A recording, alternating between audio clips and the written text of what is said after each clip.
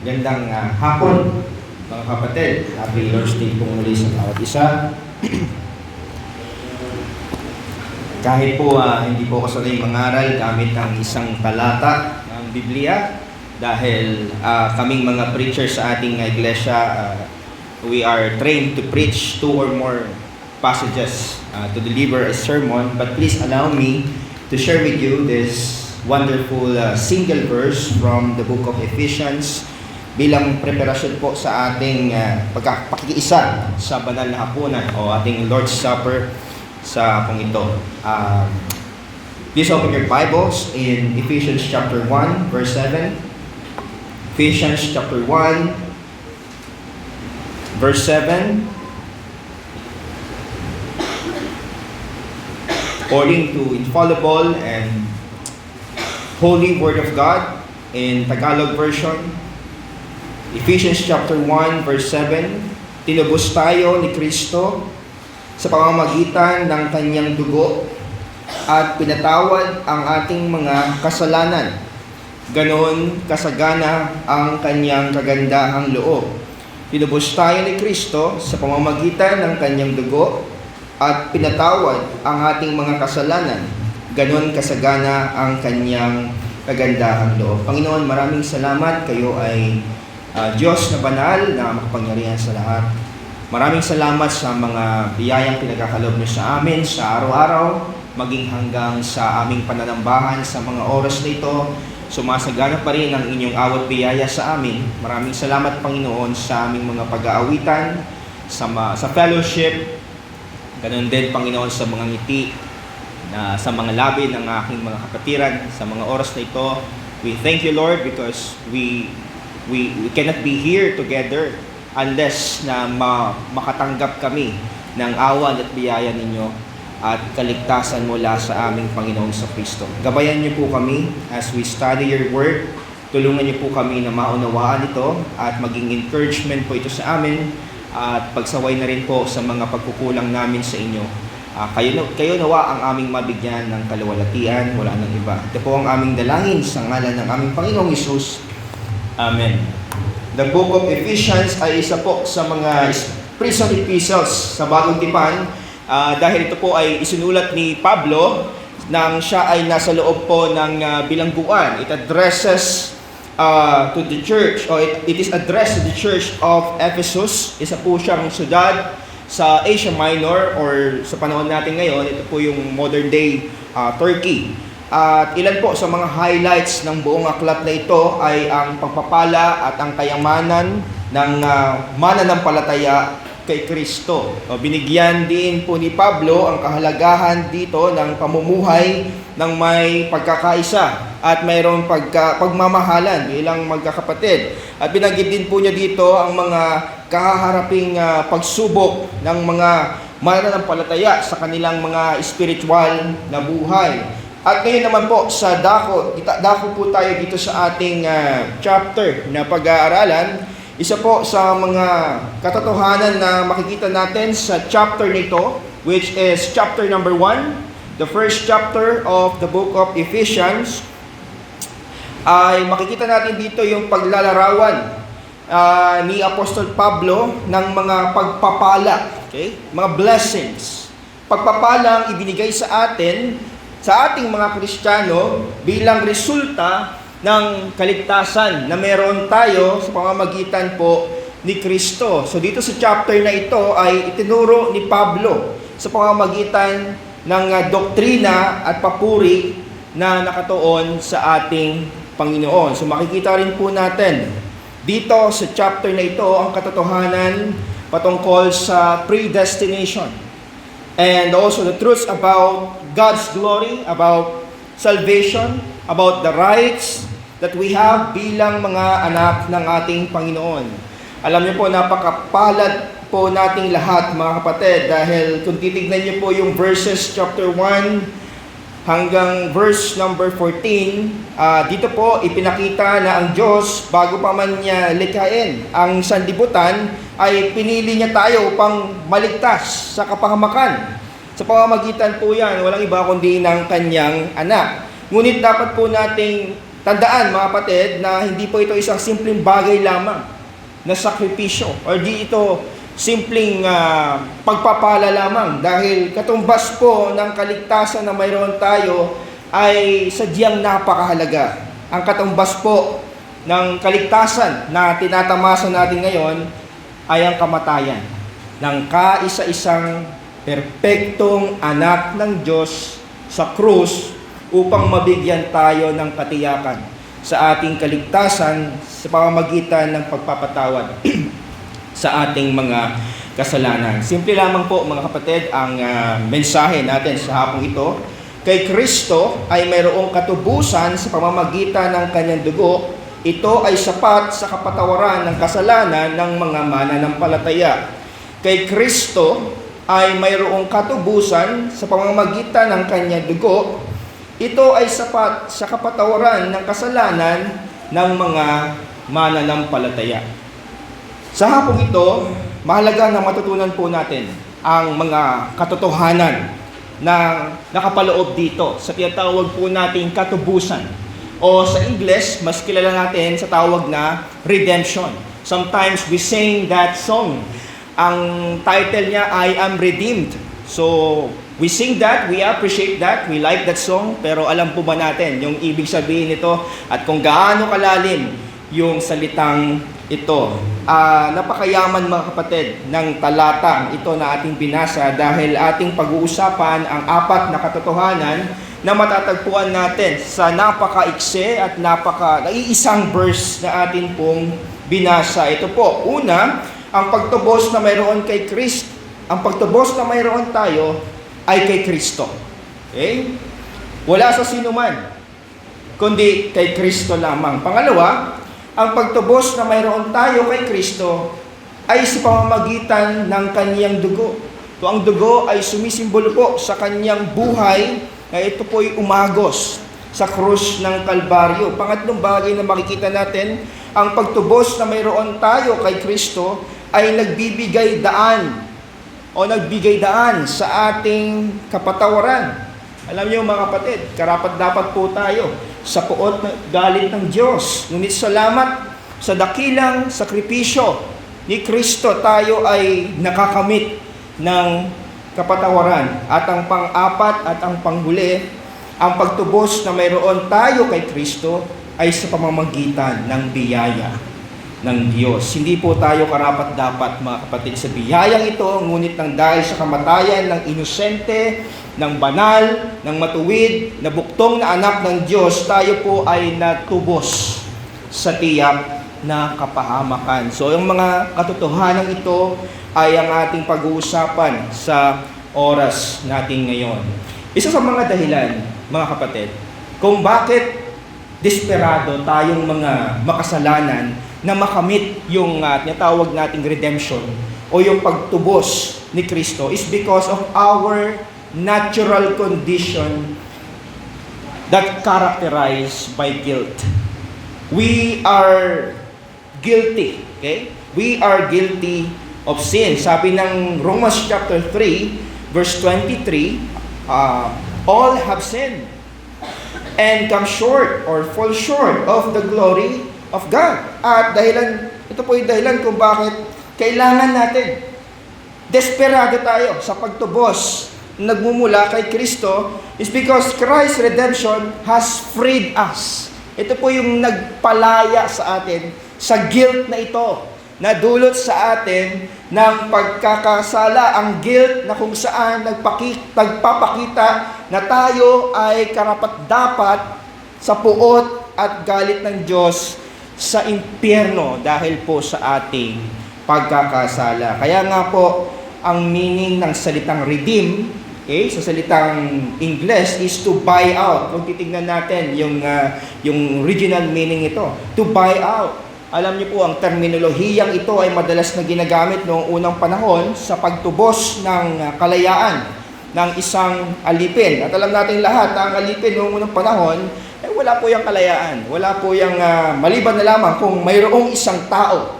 Listen, mayroong isang tao na bibili doon sa kanyang kalayaan, someone who will redeem him. Okay? Without the Redeemer, ang isang alipin ay mananatiling alipin, ngunit kung may tumubos sa kanya, he is redeemed. Ito ay kahalintulad, mga kapatid, ng sitwasyon na meron tayo. We are redeemed. Tayo ay tinubos. And you know what? If we are redeemed, it means that our prior condition was not freedom, but slavery. Diba? Hindi ka naman magiging redeemed, hindi ka naman tutubusin kung malaya ka na in the first place. Pero dahil hindi tayo malaya, dahil nasa bondage tayo ng kasalanan, kailangan po natin ng Redeemer. Kailangan ng may tutubos sa ating mga pagkakasala. Tayo po ay mga alipin sa pagkakasala before we are called redeemed. Just like the old times, para tayo ay maging malaya sa pagkakaalipin, ay mayroong bumuli sa ating kalayaan. Nagkaroon tayo ng bagong pagkakakilanlan. Ngunit ang kaibahan lamang po ay hindi po pera, hindi po anumang mahalagang bagay sa mundong ito ang kapalit. Ngunit ang kapalit po ng kalayaan natin, kapalit ng redemption natin, na mayroon tayo bilang mga mananampalataya ay buhay at kamatayan ng nag-iisa bugtong na anak ng Diyos na si Jesucristo. Ngayon, upang lalo po tayong mapaibig, okay, at mapahanga sa pagtubos na ginawa ni Kristo, let us talk further about the truths about redemption. Ano-ano po ba yung mga katotohanan na makikita natin sa talatang binasa natin? Una, nabanggit ko sa inyo kanina, ang pagtubos na mayroon tayo kay Kristo, ang pagtubos na mayroon tayo ay kay Kristo. Okay?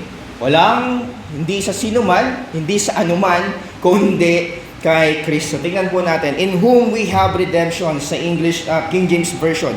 Tinubos tayo ni Kristo. So tingnan natin yung mga words dito, in whom.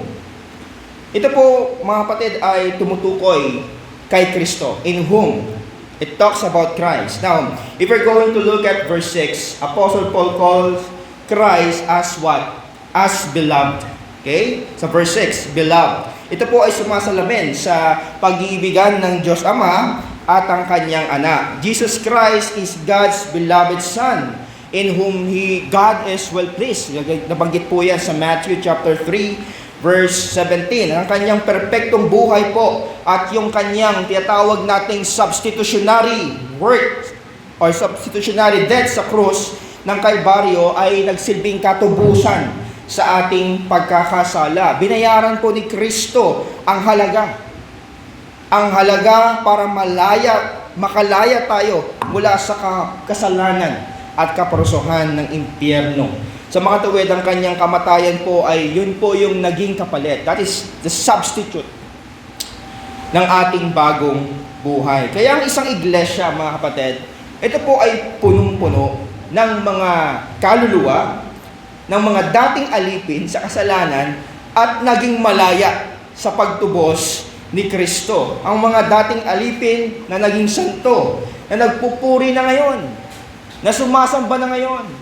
Yung dating alipin na kontrolado ng kasalanan, na walang kayang gawin sa Diyos kundi pagsuway at pagkakasala, ngayon ay may bagong pagkakakilanlan dahil sa ginawa ni Kristo sa kanilang mga buhay.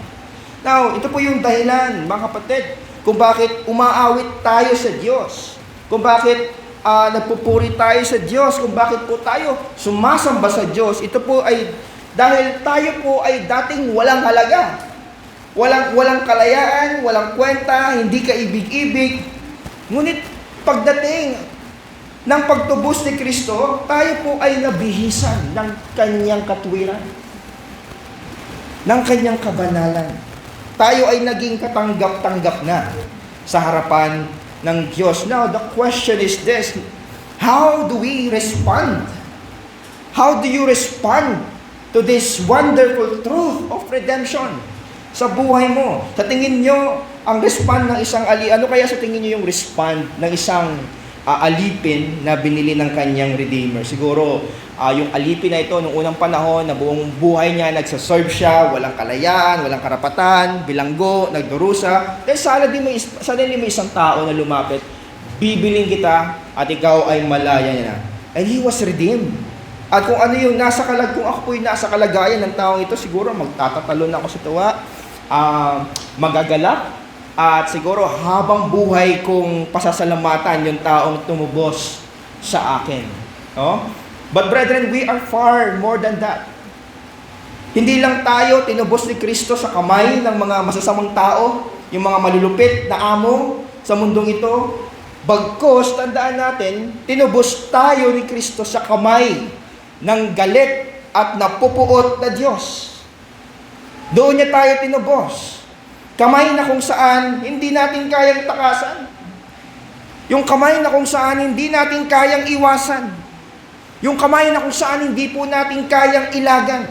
Ngunit salamat na lamang dahil tayo ay nahulog din naman sa kamay na ito ng ating Panginoong Kristo na sumaklolo sa atin. Kamay ni Kristo na napako sa krus ng Kalbaryo.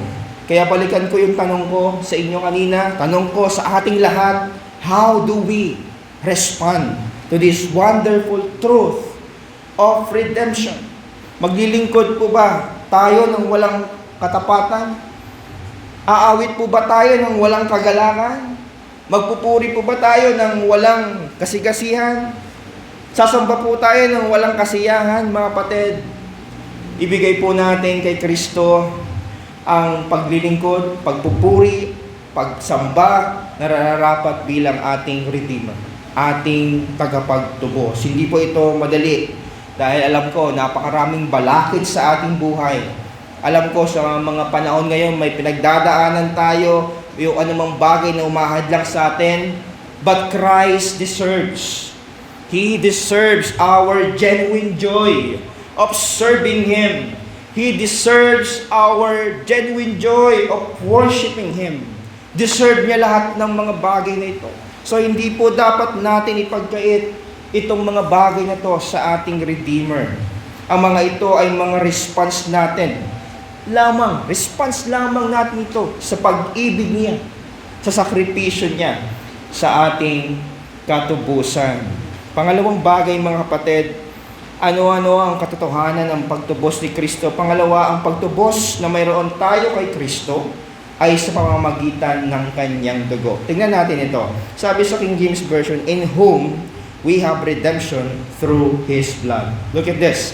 The reality of the blood of Christ as the means of atonement for sin, ay nagmula pa po ito sa tinatawag nating Mosaic Law sa Old Testament. Minsan sa isang taon may mga priest ay nag-aaral, dapat po silang mag-alay ng dugo ng mga hayop sa altar ng templo para po sa kasalanan ng mga tao. Sa katunayan, required po sila, sila sa batas na ito na ang lahat ng bagay kailangang malinis ng dugo. Okay? At kung walang pagbubuhos ng dugo, wala pong kapatawaran sa kanilang mga kasalanan. Ngunit ang mga dugo, tandaan natin na inaalay ng mga priest na ito ay limitado lang. Hindi po ito full force. Kumbaga ay patikim lang. O hindi, yung kakayahan ay very limited. Kaya mababasa nyo po sa Old Testament, paulit-ulit po nilang ginagawa yan every year. Okay? Ito po ay pagpapakita ng kakulangan, okay, sa pagsisikap ng tao sa kapatawaran ng Diyos dahil ang kasalanan laban sa banal na Diyos ay nangangailangan po ito ng isang banal din naman na sakripisyo. Kumbaga greater yung kasalanan, dapat great din yung sacrifice. Kaya kung meron man itong silbi, yung mga ginagawa ng mga priest, yung tinatawag lamang ito na foreshadowing, okay? Tinawag din sa aklat ng Hebrews, yung salitang once and for all, no? Yung once and for all na sakripisyo ni Kristo sa krus ng Kalbaryo, pinoforeshadow ito ng mga sacrifices na ginagawa ng mga priest. Dito po tinuturo sa Book of Hebrews na I think na pag-aralan din natin sa mahabang panahon na rin, ay yung ang dugo ni Kristo ay sapat na. Okay? Sapat na ito sa katubusan ng ating pagkakasala. So, hindi katulad ng unang panahon, hindi na natin kailangan ulit-ulitin pa yung pag-aalay na ito. na katulad na ginagawa ng mga priest. Ito ay sapat na. Ito ay sapat na po upang tayo ay iligtas doon sa galit at pot ng Diyos. Ang ganda po ng sinabi ni Charles Spurgeon. Sabi niya, morality may keep you out of jail, but it takes the blood. It takes the blood of Jesus Christ to keep you out of hell. That is 100% true. Only the blood. Only the shedding of blood. Only the blood of Christ can satisfy the holy and infinite God. Wala nang iba pang paraan. Pag samasamahin man natin ang dugo ng sino mang mga mababait na tao sa mundong ito at ialay sa Diyos, hindi yun sapat. Pero yung dugo ng isang inosente, isang dakila, isang banal, matuwid na anak, yun lamang ang makakapag-satisfy doon sa galit ng Diyos. Imagine niyo, ilang daang taon, nag-alay ng dugo yung mga priests. And then Christ did it once and for all, and it is enough. Tapos, sapat ang dugo ng ating Panginoon. Because of this blood, we are cleansed, mga kapatid. It keeps us out of hell, sabi ni Charles Spurgeon. Kaya kung tayo ay nilinis na ni Kristo sa putik ng kasalanan, gamit yung paglilinis ng kanyang dugo, huwag nating hayaan ang ating mga sarili nang magpabalik-balik sa putikang ito. Hindi po tayo mga baboy na gustong-gusto magtampisaw sa putikan ng kasalanan. Ngunit tayo po ay mga tupa. Mga tupa po tayo na dapat po nasa loob tayo ng kawan ng Diyos. Kung ikaw ay tupa, dapat nasa kawan ka. Dapat nakikinig ka sa iyong pastol. Dahil ang mga tupa na hindi nakikinig sa pastol, pinipilay ng pastol. Di ko mas isasabi na pag tayo ay kasala sa Panginoon, pipilayan agad tayo ng Panginoon. Pero that is the reality if we are going to look at some illustration tungkol sa pagpapastol. Pinipila yon pag paalis-alis. Pag pinila yon, ito yung kagandahan. After pilayin, binibitbit yon at dinadala dun sa kawan. At inaalagaan, mamahalin. Ganon katindi yung pag-ibig ng ating Panginoon. Ang tanong sa atin, nag-e-enjoy ka pa rin ba sa kasalanan sa buhay mo? Wala na bang gera na nangyayari sa'yo? Wala na bang pakikipagbaka o yung pakikipaglaban? O pag nagkasala ka, wala nang sorrow? Wala nang grief? Ay, nagkasala ako sa Panginoon. Wala nang ganon. Wala nang pagsisisi. Sa pagkakataon na nagkakasala ka, kapatid, panahon na upang magsisi ka. Panahon na upang bumalik ka kay Kristo. Panahon na upang titigan mo muli yung kanyang liwanag, yung kanyang kabanalan. Tandaan mo na pinalaya ka ni Kristo sa pagkakabilanggo mo sa iyong kasalanan. Hindi ka na alipin ito. Hindi ka na alipin ng kasalanan. Ikaw ay pinalaya na. Sabi sa awitin, what can wash away my sin? Nothing but the blood of Jesus. What can make me whole again? Nothing but the blood of Jesus. Ang dugo ni Jesus ang naghugas sa iyong kasalanan. Ang dugo ni Jesus ang nagpagaling sa iyo. He made you whole again. Yung sakit na dulot ng kasalanan, pinagaling ni Jesus. Nilinis ka niya. Wala ka na sa ilalim ng kapangyarihan ng kasalanan. And that is the power of the blood of our Lord Jesus Christ. Another thing, ang pagtubos na mayroon tayo kay Kristo ay nagbigay daan sa ating kapatawaran. Tingnan natin yung verse. In whom we have redemption through His blood, the forgiveness of sin. Let's take a look at this. Ang salitang forgiveness ay nangangahulugan ng to wipe the slate clean, or to pardon, or to cancel a debt, Di ko na ilagay yung aking resource dito, but I think it is from that question. At kapag nagkamali o nagkasala tayo sa isang tao, ang ginagawa natin ay hinihingi natin yung kapatawaran o yung forgiveness upang ma-restore ang relationship natin sa kanila. Ang pagpapatawad, mga kapatid, ay hindi po ibinibigay dahil ang isang tao ay karapat-dapat patawarin dahil siya nagkasala na nga eh. Dahil ang pagpapatawad ay isang kilos or ito po ay act of love. Ito po ay act of mercy. It is an act of grace. Ito po ay isang desisyon na huwag magtanim ng galit laban sa ibang tao sa kabila ng ginawa sa iyo. So, the Bible tells us that we are all in need of forgiveness from God. Okay? Bakit? Simply because we all have committed sin. We are sinners. We all have committed sin against Him. Dahil kung ating mga kasalanan ay hindi pinatawad o hindi pa pinapatawad ng Diyos yung kasalanan mo, you will spend eternity and suffering the consequences of your sin. However, thankfully, kagaya ng binanggit ko kanina, it is an act of mercy, it is an act of love, it is an act of grace. Ang Diyos ay loving. Ang Diyos ay merciful. It is an act of a loving God. Binigay niya yung kanyang bugtong na anak upang mamatay sa krus at bayaran ng ating mga pagkakasala. You know what? When Jesus said, "It is finished," from the cross, sa John chapter 19, verse 30, He was literally saying that it is paid in full. Kaya, bayad na. Sa Greek, ito po ay tetelestai. No? Ang ibig sabihin nun, it is paid. Bayad. It is paid in full.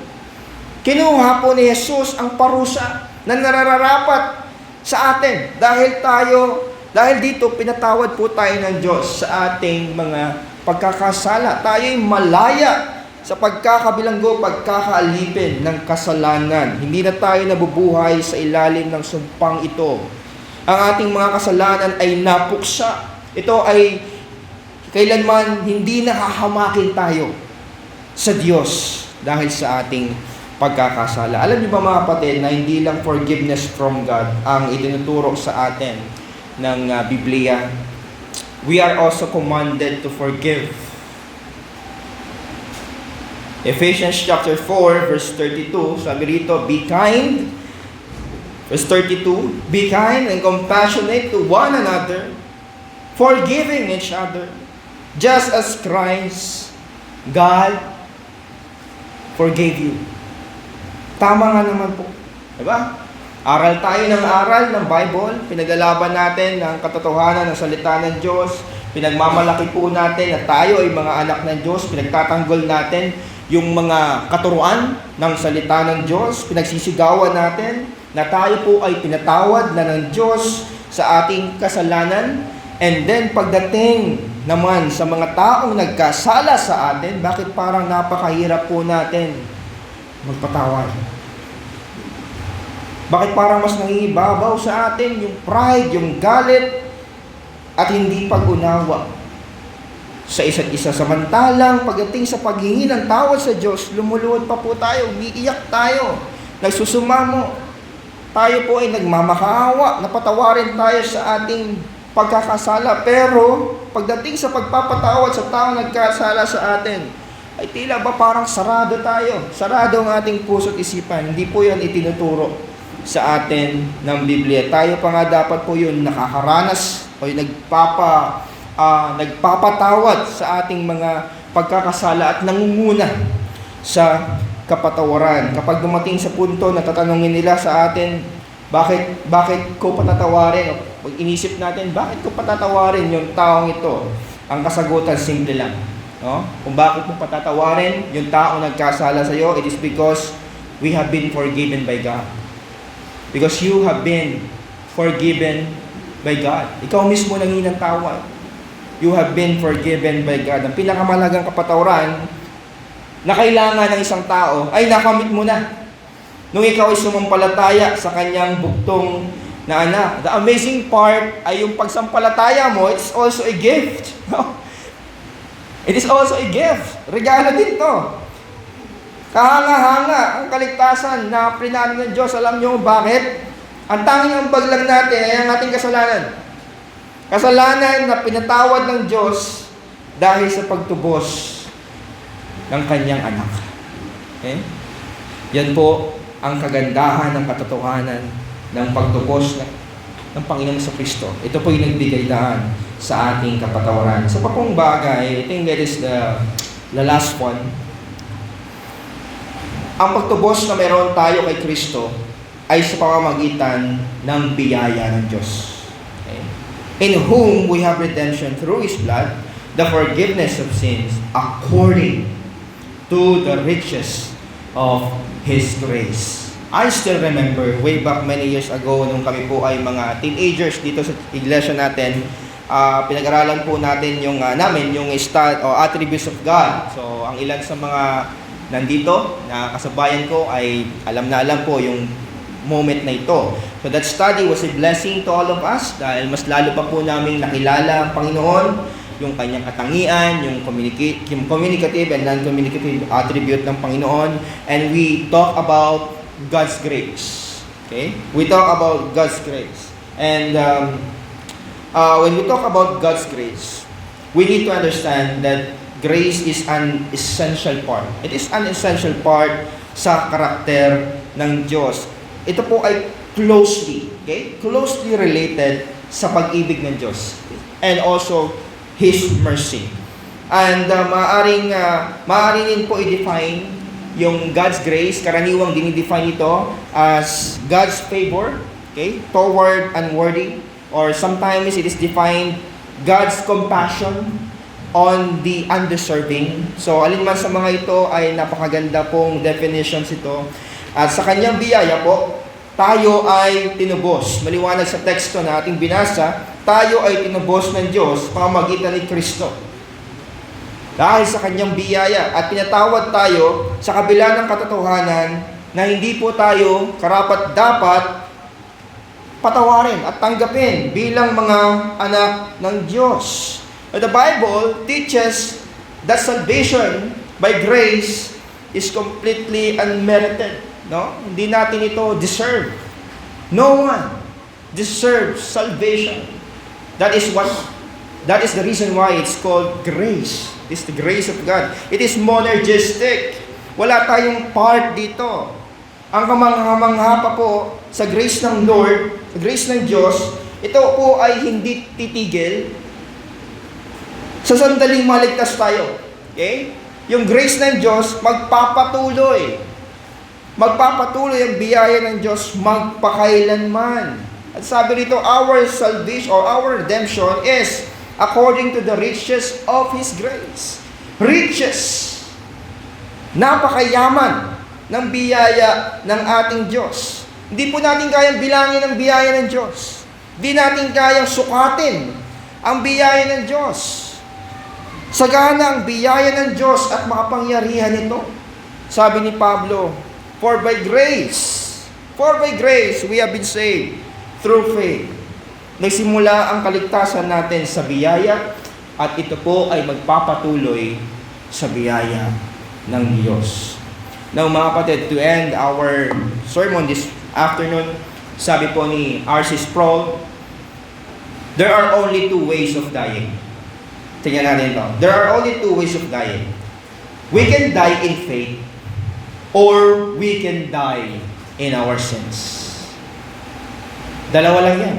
We can die in faith or we can die in our sins.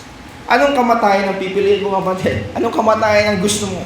Kamatayan na may pananampalataya o kamatayan ng isang makasalanan? Kung nais mong mamatay ng may pananampalataya, kailangan mo ng redemption.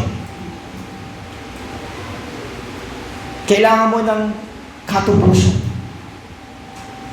Ngunit hindi mo matatagpuan ang katubusang ito saan mang dako sa mundong ito except in the person, except in the work of Jesus Christ.